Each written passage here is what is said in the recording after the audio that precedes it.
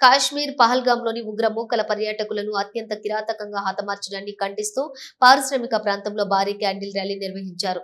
పెద్దపల్లి జిల్లా గోదావరి కనిలోని విశ్వ హిందూ పరిషత్తుతో పాటు స్వచ్ఛంద సంఘాలు, పుర ప్రముఖులు ర్యాలీలో పాల్గొని నివాళులర్పించారు. పాకిస్తాన్ ప్రేరేపిత ఉగ్రవాదులు యాత్రికులపై విచక్షణ రహితంగా కాల్పులు జరిపారని పలువురు ఆగ్రహం వ్యక్తం చేశారు. దేశంలో అలజడి సృష్టించి శాంతి భద్రతలకు విఘాతం కలిగించే విధంగా ఉగ్ర మూకలు కాల్పులకు తెగబడ్డారని వారు ఆరోపించారు. విపత్కర పరిస్థితుల్లో ప్రతి ఒక్కరూ కలిసికట్టుగా దేశం కోసం పిడికిలి బిగించాలన్నారు. పాక్ ఆక్రమిత కాశ్మీర్ కోసం భారతీయులు ఏకం కావాలని వారు పిలుపునిచ్చారు. దేశంలో ఉగ్రవాదాన్ని కూకటి వేళ్లతో పెకిలించేందుకు కేంద్ర ప్రభుత్వానికి మద్దతు తెలపాలని నాయకులు కోరారు. ఉగ్రవాదుల చేతిలో బలైన 27 మంది యాత్రికుల కుటుంబాలకు పలువురు సానుభూతి వ్యక్తం చేశారు. ప్రజలపైన కాల్పులు వచ్చి సుమారు 27 మంది మరణానికి కారణమైనారు.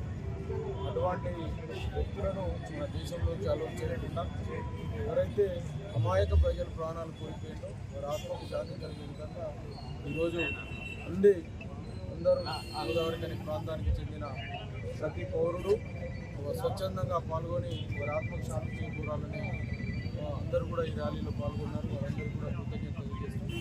ఎవరైతే ప్రాణాలు వదిలేదో వారి ఆత్మకు శాంతి కూరాలని, వారి కుటుంబ సభ్యులకు మనోధైర్యం కలగాలని ఈ దేశం వారందరికీ కూడా సపోర్ట్గా ఉంటుందని ఈ సందర్భంగా తెలియజేస్తూ, అలాంటి కుట్రలు ఎవరైతే ముష్కరులు ఉన్నారో వారిపైన చట్టపరమైన ఖచ్చితంగా చర్యలు తీసుకుంటాం.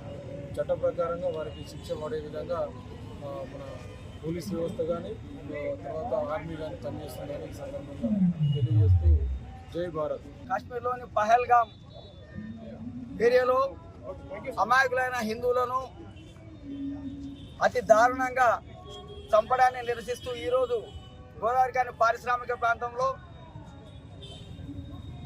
ఈ నగరంకు చెందిన పుర ప్రముఖులందరూ కలిసి ర్యాలీ చేసి మానవహారం చేశారు. ఇట్లాంటి దాడులను హిందూ సమాజం ఎప్పుడు కూడా ఒప్పుకోదు. ఇట్లాంటి చర్యలను భారతదేశం ఎప్పుడు కూడా ఒప్పుకోదు.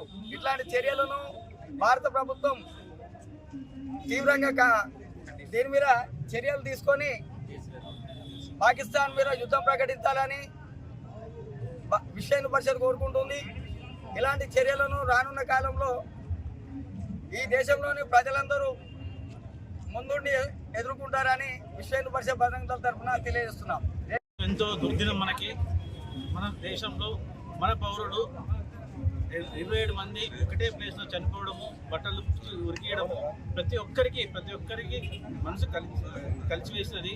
కాకపోతే ఏంటంటే ఈ టైంలో మనం ఎంతో ధైర్యంగా ఉండి మన నయా భారతాన్ని నిరూపించుకుంటూ ఎక్కడ ఇంతకుముందు అయితే ఎప్పుడైనా మన మీద అటాక్ జరిగితే ఇంకొకటి అటాక్ జరుగుతుందేమో అని చూసేవాళ్ళం. ఇది నయా భారత్.